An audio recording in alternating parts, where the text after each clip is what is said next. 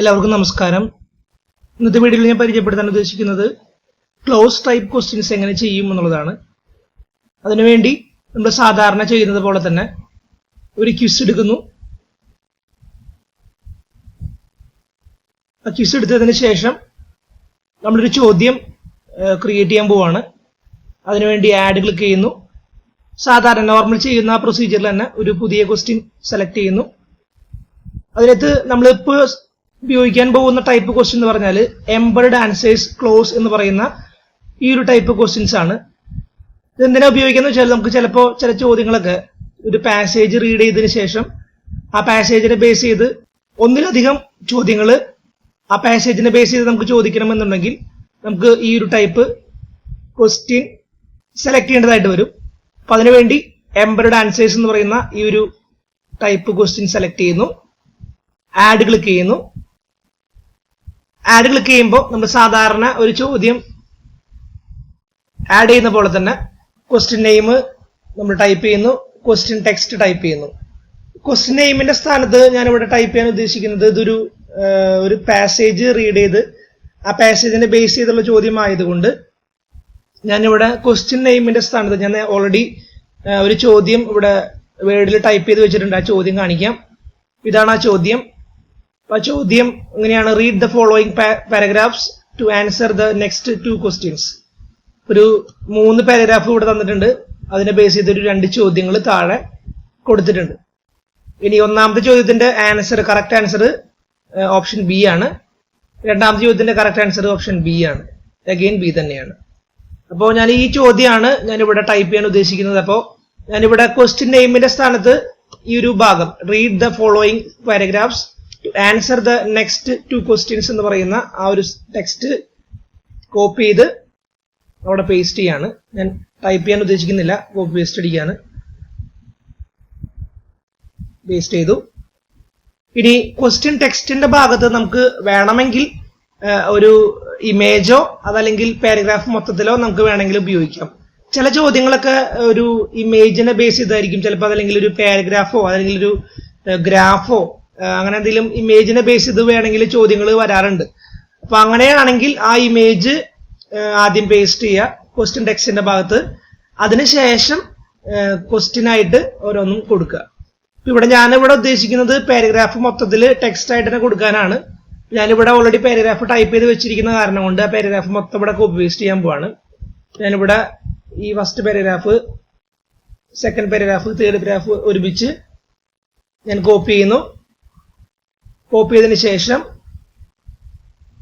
ഞാനിവിടെ പേസ്റ്റ് ചെയ്യാണ്. അപ്പോൾ ഒന്നാമത്തെ പാരഗ്രാഫും രണ്ടാമത്തെ പാരഗ്രാഫും മൂന്നാമത്തെ പാരഗ്രാഫും ഇവിടെ വന്നു കഴിഞ്ഞു. ഞാൻ നേരത്തെ പറഞ്ഞത് ഈ പാരഗ്രാഫ് ഇങ്ങനെ ടെക്സ്റ്റ് ആയിട്ട് കോപ്പി ചെയ്യുന്നതിന് പകരമായിട്ട് നിങ്ങൾക്ക് വേണമെങ്കിൽ അതൊരു ഇമേജ് ആക്കി മാറ്റിയിട്ട് ആ ഇമേജിനെ വേണമെങ്കിൽ ഇവിടെ ക്വസ്റ്റ്യൻ ടെക്സ്റ്റിന്റെ ആദ്യത്തെ ഭാഗത്തായിട്ട് ഉപയോഗിക്കാം. അതല്ലെങ്കിൽ ഒരു ഒരു ഗ്രാഫ് ടൈപ്പ് ക്വസ്റ്റ്യൻ ആണെങ്കിൽ ആ ഗ്രാഫ് നിങ്ങൾക്ക് ഒരു ഇമേജ് ആക്കി എടുത്തിട്ട് ആ ഇമേജിനെ വേണമെങ്കിൽ ഇവിടെ കൊടുത്ത് അങ്ങനെയും നിങ്ങൾക്ക് ചെയ്യാം. അപ്പൊ ഞാനിവിടെ ചെയ്യുന്നത് പാരഗ്രാഫ് മൊത്തത്തിൽ ഇവിടെ ടൈപ്പ് ചെയ്യുന്നു. അതിനുശേഷമാണ് ഞാൻ ഈ ക്വസ്റ്റ്യൻ കൊടുക്കാൻ പോകുന്നത്. നമുക്കറിയാം ചോദ്യങ്ങൾ 2 ഞാൻ ഇവിടെ ഈ വേർഡിൽ ടൈപ്പ് ചെയ്ത് വെച്ചിട്ടുണ്ട്. അപ്പൊ ആ ചോദ്യങ്ങൾ കൊടുക്കാൻ പോവാണ്. അപ്പൊ ഞാൻ ഒന്നാമത്തെ ചോദ്യം കൊടുക്കുകയാണ്. ഇതാണ് ഒന്നാമത്തെ ചോദ്യം.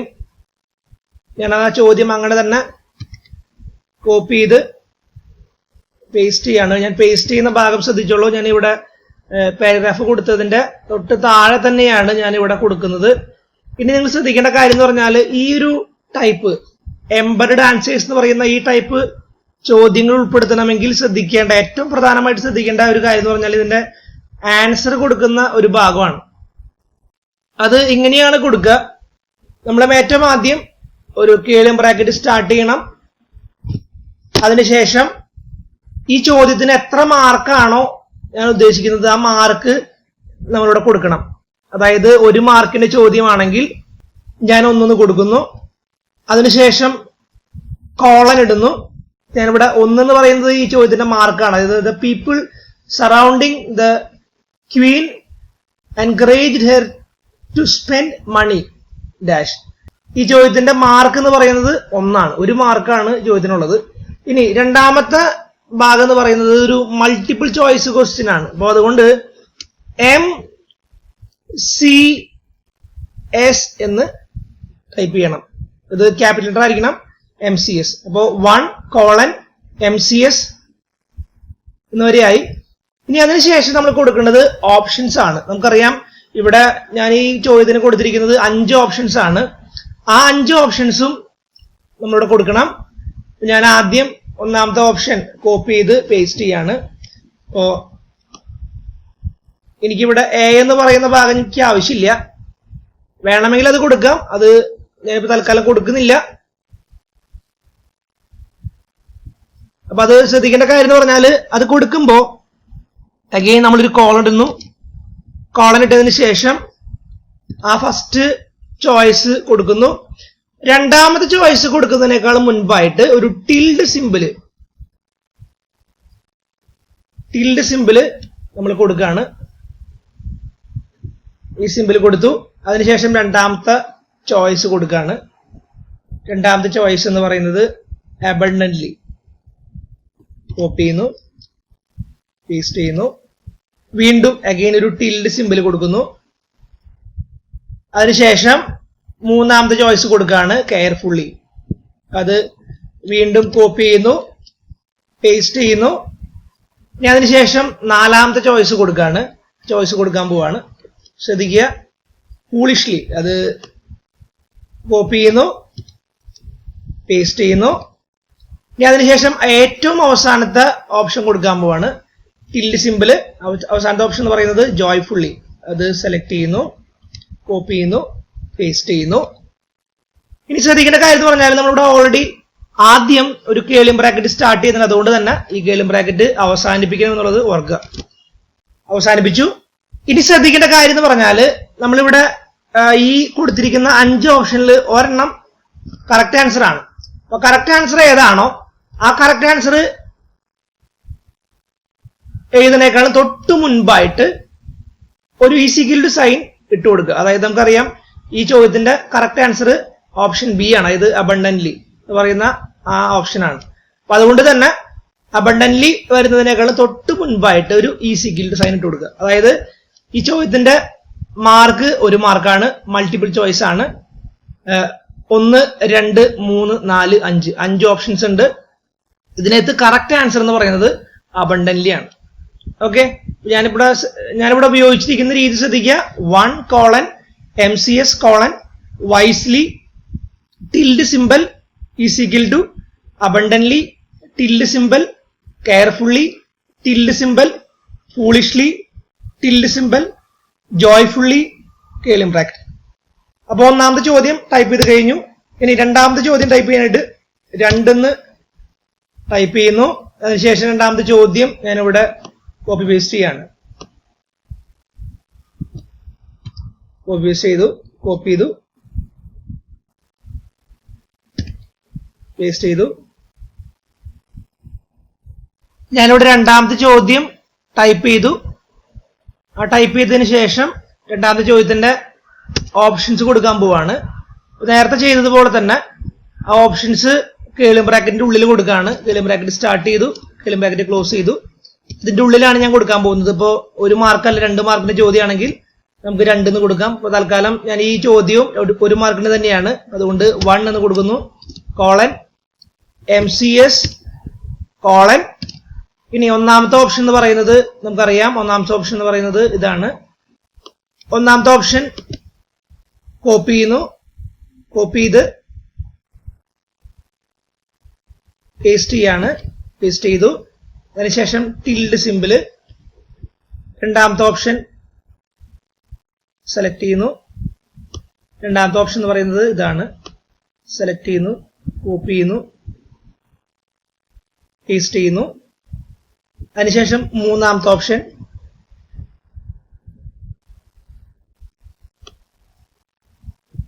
കോപ്പി ചെയ്യുന്നു, പേസ്റ്റ് ചെയ്യുന്നു. അതിനുശേഷം നാലാമത്തെ ഓപ്ഷൻ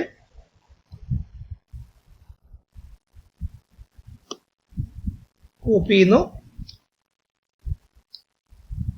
പേസ്റ്റ് ചെയ്യുന്നു. അതിനുശേഷം ഏറ്റവും അവസാനത്തെ ഓപ്ഷൻ കോപ്പി ചെയ്യുന്നു,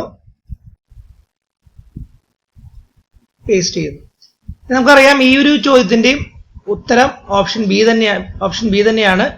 അതുകൊണ്ട് നമുക്കറിയാം ഈ മണി വേസ്റ്റേജ് എന്ന് പറയുന്നതാണ് കറക്റ്റ് ആൻസർ.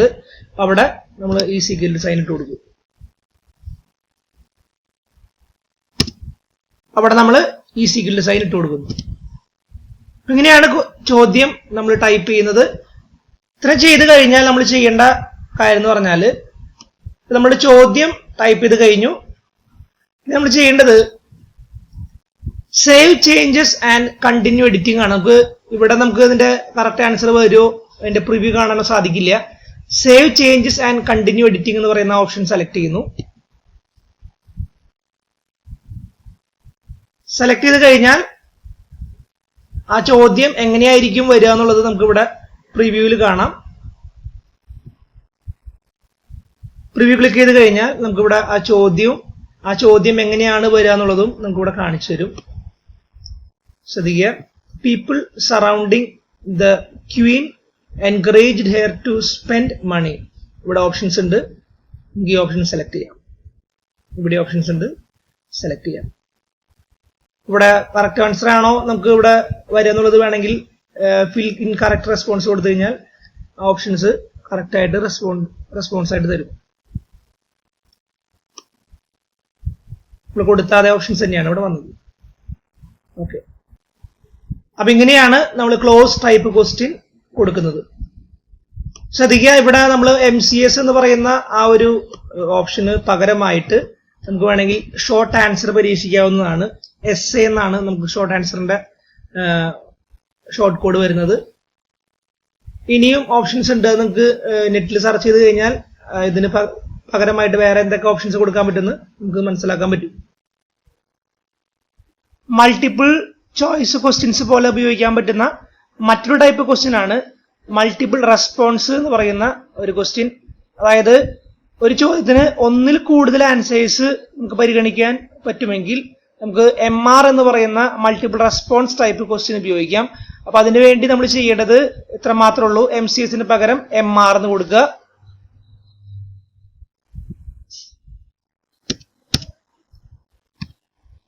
MR കൊടുക്കുമ്പോൾ നമുക്കറിയാം ഇവിടെ നമുക്ക് ഒന്നിൽ കൂടുതൽ ആൻസേഴ്സ് നമുക്ക് പരിഗണിക്കാവുന്നതാണ്. അപ്പൊ അതുകൊണ്ട് തന്നെ ഇവിടെ ഈ ഈക്വൽ ടു സൈൻ പറഞ്ഞതിന് മാത്രമേ ഉള്ളൂ. അതുകൊണ്ട് തന്നെ ഞാനിപ്പോ തൽക്കാലം ഈ ഫൂളിഷ്ലി എന്ന് പറയുന്ന അതിനും കൂടി ഞാൻ ഈ ഈക്വൽ ടു സൈൻ കൊടുക്കുകയാണ്. അപ്പൊ അതിന്റെ അർത്ഥം ഇത്രേ ഉള്ളൂ. ഇവിടെ ഈ ചോദ്യത്തിന് അബണ്ടന്റ്ലി എന്ന് പറയുന്ന ഉത്തരവും ഫൂളിഷ്ലി എന്ന് പറയുന്ന രണ്ട് ഉത്തരവും നമുക്ക് സെലക്ട് ചെയ്യേണ്ടതായിട്ടുണ്ട്. ഓക്കെ, അങ്ങനത്തെ ഒരു സിറ്റുവേഷൻ വരികയാണെങ്കിൽ നമുക്ക് MR എന്ന് പറയുന്ന ആ ഒരു ക്വസ്റ്റ്യൻ ടൈപ്പ് സെലക്ട് ചെയ്യാം.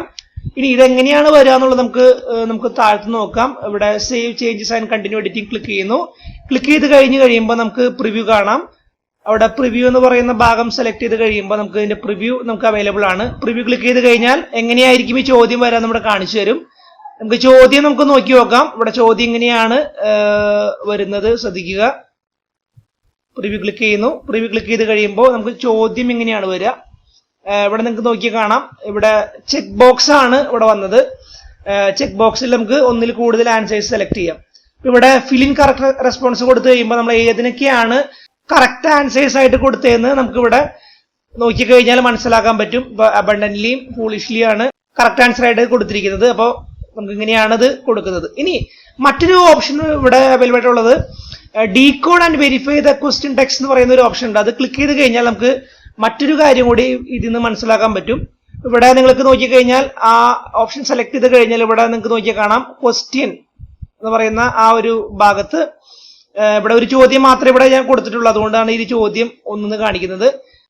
നമുക്കിവിടെ നോക്കിയാൽ കാണാം ഒന്നാമത്തെ ഓപ്ഷൻ തെറ്റാണ്. അതുകൊണ്ട് തന്നെ -0.5 എന്നാണ് ആൻസർ സെലക്ട് ചെയ്ത് കഴിഞ്ഞാൽ നമുക്ക് കിട്ടുക. ഇനി അബണ്ടന്റ്ലി ആണെങ്കിൽ നമുക്ക് 0.5 മാർക്ക് കിട്ടും.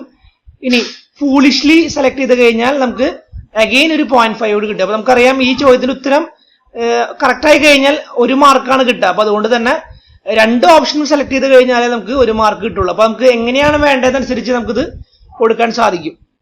ബാക്കിയുള്ള ഓപ്ഷൻസിനൊക്കെ -0.5 ആണ് ഇവിടെ മാർക്കായിട്ട് ഗ്രേഡ് ആയിട്ട് വന്നിരിക്കുന്നത്. അപ്പൊ അതും ശ്രദ്ധിക്കുക.